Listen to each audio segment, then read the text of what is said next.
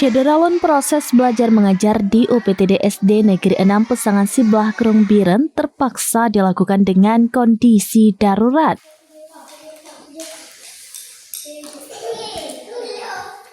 Aktivitas belajar masih berlangsung di lantai karena kerusakan perabot sekolah dan sisa lumpur tebal pasca banjir bandang.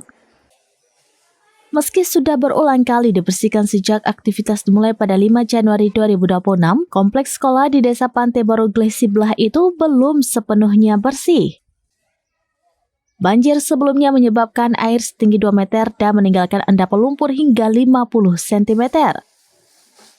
Merespon kondisi tersebut, puluhan personel gabungan dari Polres Biren, Polsek, dan Pos-Polsek se-Kabupaten Biren melaksanakan gotong royong membersihkan sekolah pada Jumat 6 Februari 2026. Aksi yang dipimpin Kabak Ops Polres Biren, Kompol Darman Syah tersebut membersihkan lumpur serta menata perabot yang masih bisa digunakan. Proses belajar mengajar tetap berjalan selama pembersihan dengan para siswa duduk di area lantai yang telah dibersihkan.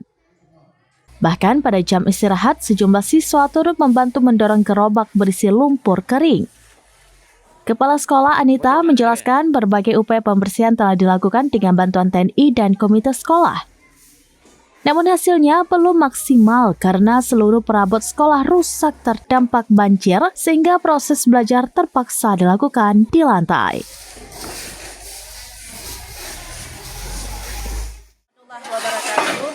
Perkenalkan, saya Anita, Kepala UPTD SD Pesangan Siblah Krung, Kabupaten Biren, Aceh.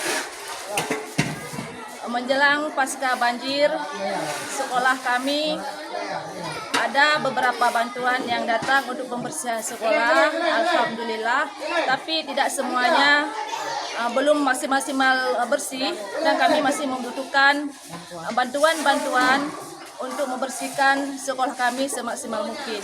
Dan kami mohon juga bantuan untuk peserta didik kami yang masih kekurangan seragam sekolah, peralatan.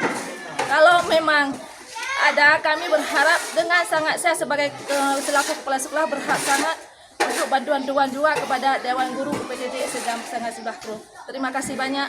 Assalamualaikum warahmatullahi wabarakatuh. Dari Biren, Yusmandin Idris, Serampinews.com.